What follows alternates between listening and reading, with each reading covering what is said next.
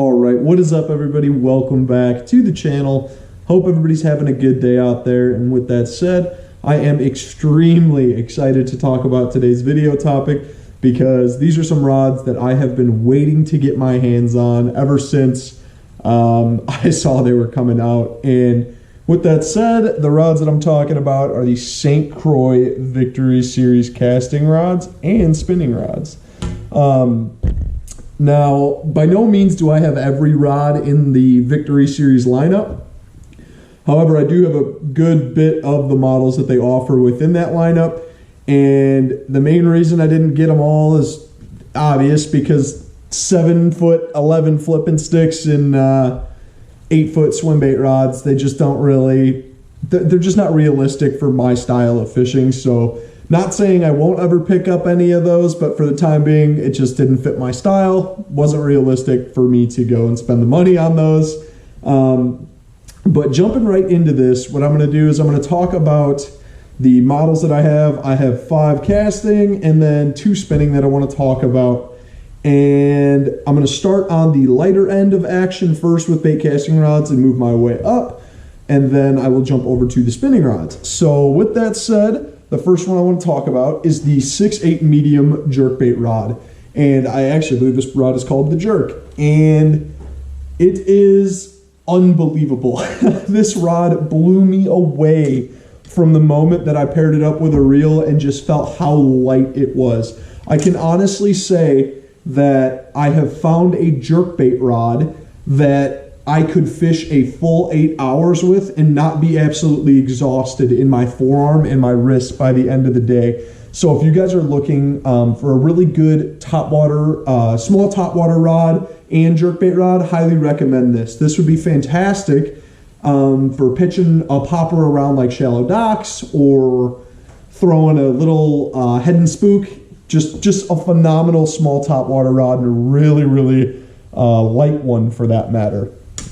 So, moving on to the next one here. This is going to be every bass fisherman's bread and butter. Now, this is my 7.3 medium heavy fast, and it is called the Marshall, I believe. Yeah, it's called the Marshall in the Victory lineup. I've got quite a few of these rods just because I fish a lot of medium heavies. Not a whole lot to say here other than it's really light, super sensitive. I mean, just built by St. Croix, so it's absolute quality. I am not sponsored by St. Croix whatsoever. I have no affiliation with them. I just think they make a fantastic product, and it's pretty tough to beat their warranty by the time it's all said and done. For example, I think these have a 15-year no questions asked warranty. So if you broke this over your knee tomorrow, I don't condone doing that. But for whatever reason, if it happened, you can send this in and St. Croix will ship you a new one. So absolute phenomenal customer service and just really, really good warranty. Now, moving up to the next one here. This is going to be probably the most interesting rod that I have found in the lineup so far. That being the full contact finesse. Now, it's a 7.3 heavy, but it's not a heavy, but it's not a medium heavy. It's like a really heavy medium heavy and a really light heavy, if that makes any sense. So it falls between those two categories of rods, but where this really shines for me is as a swim jig rod. It is absolutely phenomenal for throwing swim jigs under a ½ ounce. You could honestly flip with this rod too if you were a braid fisherman, only because that braid kind of like adds the power to the rod. So it would make this rod a heavy. If you flip with braid, it'd be phenomenal for fishing grass and just pitching around shallow cover as well. So definitely one you should check out if you're interested in either one of those two techniques, as well as just a really good finesse jig rod. That's the third thing that you could really have some success doing with that rod. So all right, the next one here. This is probably my favorite within the Victory Series lineup, just the rod that I use the most, the rod that I like the most. It is the 7.3 heavy, moderate fast flipping rod.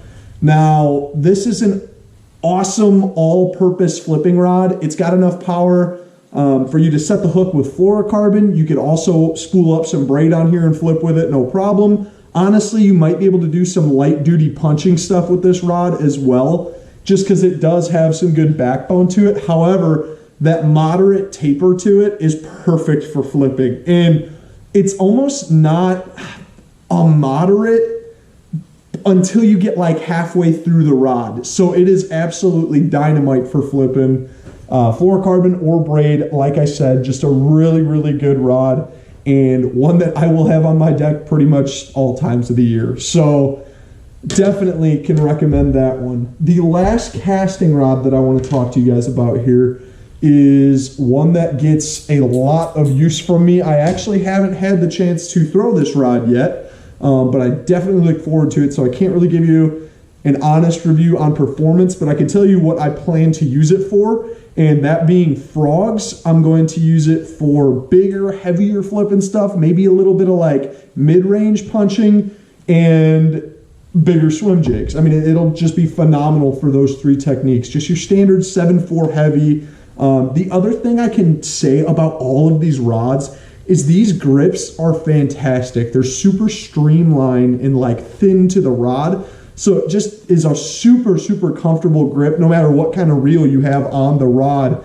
And I have pretty darn big hands, and it's still really comfortable being such a small grip. So that's just another huge plus to these rods, aside from the sensitivity, everything. I mean, I'm sure this sounds like a St. Croix ad, but I promise you guys I am not sponsored by them. Anything that I'm saying about these rods is 100% my opinion, and I truthfully think that St. Croix knocked it out of the park with this series of rods. I mean, just from how light they are, like I said, I cannot believe how they were able to make these rods so sturdy and just quality with them being as light as they are. So with that said, I'll move over into the spinning rods here. I've only got two for the moment, but I've got another one on order that I'll talk about at the end. And the first model I want to talk about here is going to be the Finesse rod, and that's a 7/1 medium. This is pretty much going to be my workhorse finesse rod. I'm going to throw tubes on this. I'm going to throw Nico rigs out deep on grass lines. Just your all-purpose finesse rod. I'm sure you guys get the picture here, but extremely sensitive, just as light as that jerkbait rod. And I mean, that's always just a huge plus when you're holding these rods for such a long period of time. So highly recommend it. The reel seat is kind of interesting. It's a little bit longer than most spinning reel seats above the reel, but I like it a lot because I actually put a majority of my hand towards the front of that spinning reel anyway. But phenomenal rod overall, like I said, just extremely comfortable to fish with. All right, so moving on to the last spinning rod that I have. This is going to be the Max Lightweight spinning rod, and it is going to be a 7/3 medium light, and it is going to be the best drop shot rod, Ned rig rod, and small swim bait rod that I've ever fished. I mean, the tip on this rod is extremely flexible for probably casting distance. That's going to make a huge difference when launching smaller baits a good ways. The other thing that's kind of interesting too, I noticed about this rod, is when you get a lot of medium lights, they tend to have kind of like a spongy, really moderate bend to the rod. And that's not bad if you're making shorter casts, but if you're bombing a drop shot or you're bombing a Ned rig, something that's got a very small hook in it, you still need to be able to get it to go through that fish's mouth. So you want something that has a little bit of backbone to it. So they knocked this rod out of the park as far as I'm concerned with finesse fishing stuff, because it's got enough backbone on a really long cast for you to be able to pick up that slack and still have a little bit of power to put that small hook through that fish's mouth. I mean, throughout the rod, definitely moderate enough to play them as you're getting them back. So really awesome rod there as well. One I will be using a heck of a lot more this year because I plan to throw a Ned rig and a wacky rig a lot more.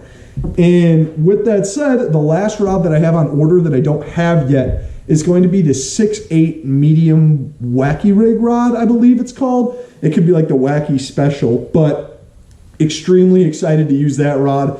I like the 6/8 length for that because I love skipping shallow boat docks with a wacky rig. I mean, you want to talk about getting bites, that's probably like the best way to do it in the area that I'm from. So super excited to get that rod in. Definitely ready to get these all out on the water. I've got some experience with a few of them. Like I said, that full contact finesse as a swim jig rod is just absolutely fantastic, but I have not found a single rod in this series that I don't like yet, and that's very uncommon with a lot of rod series. Usually you can find one or two that you're not wild about. So far I haven't found any that I don't like. So definitely give these a look if you guys are thinking about it. I definitely think it's worth your time and your money, which is, I mean, who doesn't like quality gear at a good price? So with that said, if you guys like this video, drop a like, comment, tell your buddies about it, and I'll catch you guys on the next one. Thanks for watching.